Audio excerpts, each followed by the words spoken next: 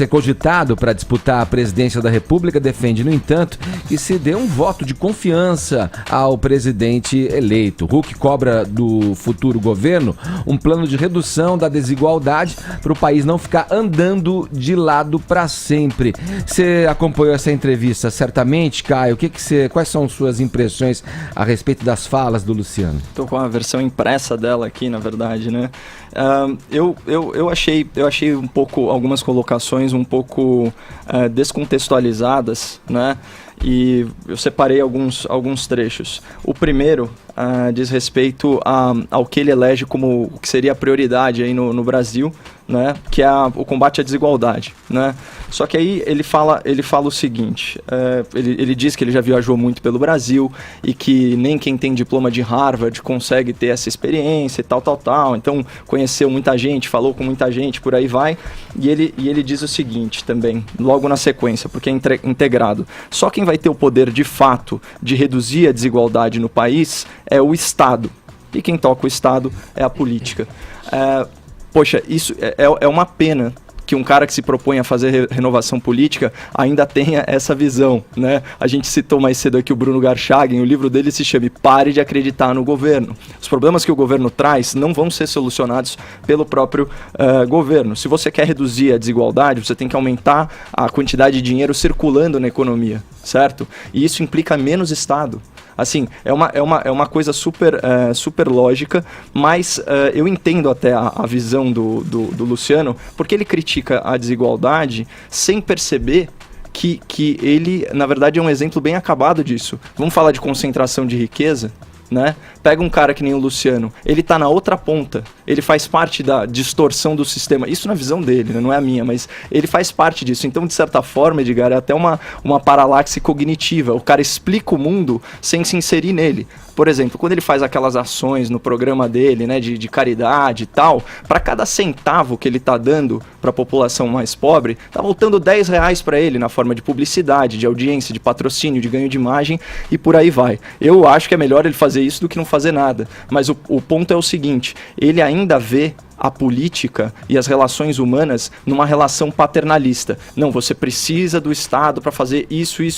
E, na verdade, se você tirar o Estado, deixar mais dinheiro nas mãos das pessoas, fizer um Estado eficiente, cuidando do essencial, é muito mais efetivo. Eu entendo o que você fala, mas será que ele não está se referindo a Estado? Porque uma vez que o quadro que representa o Estado é que vai definir as políticas econômicas a serem implantadas e a partir daí você obter esse equilíbrio ou redução da desigualdade? Será que a gente tem que realmente ter uma ruptura de parar de enxergar o governo como a solução dos nossos problemas. O presidente Reagan dos Estados Unidos falava, o governo é o problema. Né? Enquanto a gente não tiver essa quebra, enquanto a gente não entender que o governo é aquele agente que vai alocar o seu dinheiro para você, então essa é a pior forma, é a mais ineficiente, porque é um cara tomando decisão por você, é um burocrata, né? Lá em cima, lá na ponta. É óbvio que existe necessidade de você manter funções básicas dentro do contrato social. Agora, o cara se propor a renovar com essa agenda paternalista, eu acho muito ruim. E isso, falando inclusive de projeto de país, ele é muito crítico, né, ao Bolsonaro. Isso é citado em 3 momentos diferentes da entrevista. Por não ter o projeto. Não ter o projeto de país. Mas vamos lá, na mesma entrevista, ele tece vários elogios ao Sérgio Moro, né, e ao Paulo Guedes. Se você me perguntar assim, o Bolsonaro tem um projeto de país? Para mim tem. Ele seria baseado o quê? Na lei e na ordem. E para isso ele faz o Super Ministério da Justiça com um cara que para mim é herói nacional, que é o juiz Sérgio Moro, que é, vamos dizer assim, uma sumidade no combate à corrupção, se propondo aí a fazer uma força-tarefa contra o crime organizado. Então, lei e ordem, liberalismo econômico com o Paulo Guedes, é o super ministro da Economia, teve carta branca na escolha de todos os seus ministérios, e aí já com um papel um pouco mais secundário, a despartidarização de uma série de órgãos públicos, em especial do MEC, em especial a educação. Então, que ele coloca, né, vamos dizer assim, ele Jair Bolsonaro, coloca, a gente já teve essa discussão aqui, né, como premissa para avançar a qualidade do ensino, é despartidarizar o ensino. Você pode concordar ou não, mas essa foi a tese que ganhou. Inclusive, o Luciano fala, num outro momento, sobre educação. Olha o que ele diz. Na educação, eu vejo risco, né, de retrocesso. A evolução que a gente teve nos últimos 20 anos no Brasil chegou em um nível tão bacana.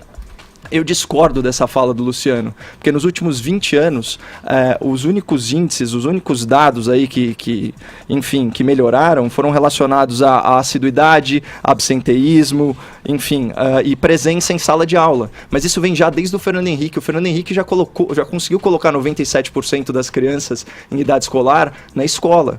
Você falar que houve avanço nos últimos 20 anos, se você pegar o ranking PISA, se você pegar até mesmo o IDEB, não do ensino fundamental, mas do ensino médio, você vai ver que os resultados eles estão muito aquém do desejado. Fora isso, ele comentou aí uma das amizades que fizeram ele perder capital político, né? Que é as amizades com Aécio, o Sérgio Cabral e por aí vai, né?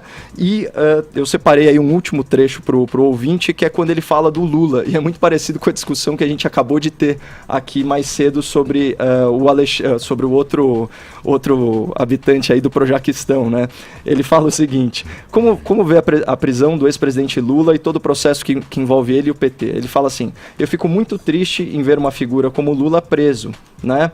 Aí, olha só, ele fala, ele está preso por provas muito relevantes e contundentes de que o PT não só aparelhou o Estado, como criou uma rede de corrupção para sustentar um projeto político em que muita gente enriqueceu. Não sei se foi o caso do ex-presidente. Edgar, ele tem dúvidas. Ele tem dúvida que o ex-presidente enriqueceu. Como assim? O cara tá condenado em segunda instância por ganhar um triplex de propina. Tá para ser condenado por causa do sítio em Atibaia. O filho dele saiu de R$600 por mês como monitor de zoológico. Em 2 anos virou sócio de uma empresa com capital social de mais de R$6 milhões, virou sócio da Telemar. É uma loucura. O quadrilhão do PT, que trata só da propina que entrou, teoricamente, pros bolsos dos envolvidos, é mais de 1,5 bilhão.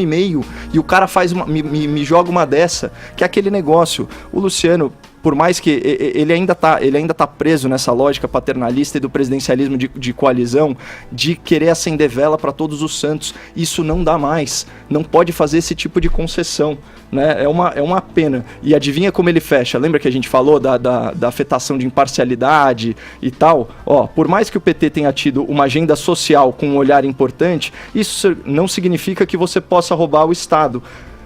Assim, é óbvio que não. Né? Só que você colocar isso numa relativização moral é péssimo. Então, assim, eu achei que ele perdeu a oportunidade de agregar para o debate político.